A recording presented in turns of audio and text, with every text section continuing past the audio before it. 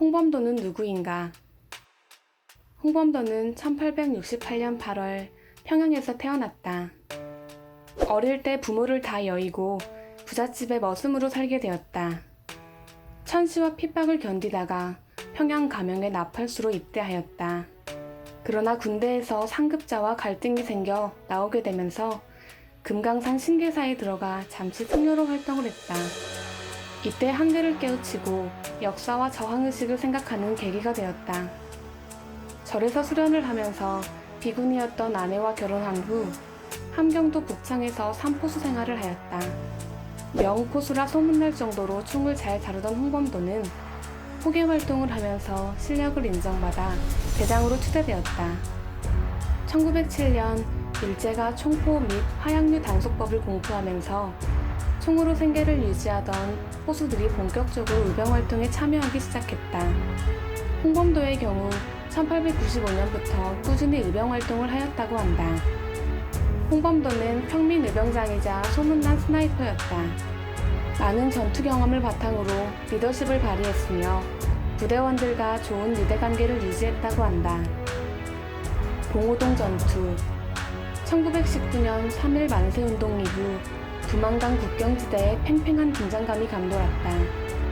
만주의 무장 독립군은 수시로 국경을 넘어 국내 진공작전을 펼쳐나갔다. 1920년 6월 홍범도가 이끄는 대한독립군은 삼둔자 전투에서 기습공격으로 일본군에게 승리했다. 일본군은 참패를 소록하기 위해 250여 명의 추격대를 편성해 반격에 나섰다. 독립군은 일본군이 봉오동에 오자 치밀한 포위망을 펴놓고 매복해 있었다. 일본군이 들어서자 매복해 있던 독립군들이 일제히 사격을 가했고 일본군은 속수무책으로 당하게 되었다. 독립전쟁 역사상 처음으로 대대적인 승리를 한 전투였다.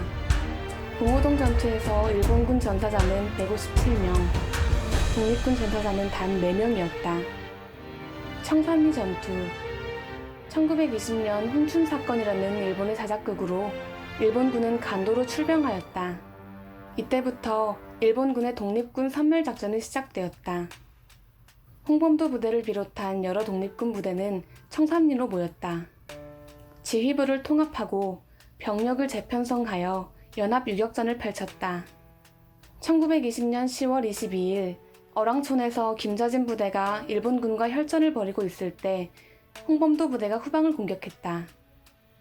300여 명의 사상자를 내면서 크게 승리하였다. 이후 백운평 전투,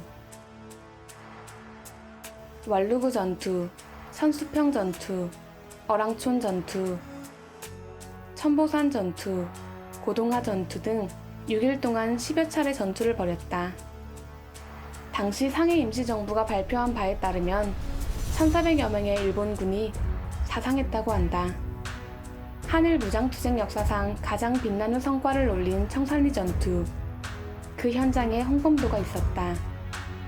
우리는 청산리 대첩이라고 하면 김좌진 장군을 떠올린다. 청산리 대첩에서 홍범도 장군이 역사적으로 조명받지 못한 이유는 주력 부대가 북로 군정서군이었기 때문이다. 청산리 전투의 상황을 자세히 적은 이범석 장군의 자서전에도 홍범도의 이름이 없다. 김좌진 장군의 공로만 과대평가할 뿐 홍범도를 비롯한 연합부대의 공로에 대해서는 언급하지 않았다. 또한 홍범도는 후손이 없기 때문에 그의 활약상이 역사에 기록된 데에 한계가 따른다. 홍범도의 가족. 홍범도의 부인은 일본군에게 잡혀 모진 고문을 당하다가 옥사했다. 큰아들 홍양수는 바베기 전투에서 전사하였고 작은아들 홍용화는 결핵에 걸려 병사했다. 홍범도는 가족을 잃은 슬픔에도 꾸준히 의병활동을 하였다. 홍범도와 권업회는 1908년 만주를 거쳐 연해주에 정착하였다. 농사를 짓고 금강에서 노동자로 일을 하면서 군자금을 모금하였다. 군자금을 모은 홍범도 부대는 암시장에서 체코제 무기를 매입하여 독립운동을 전개했다.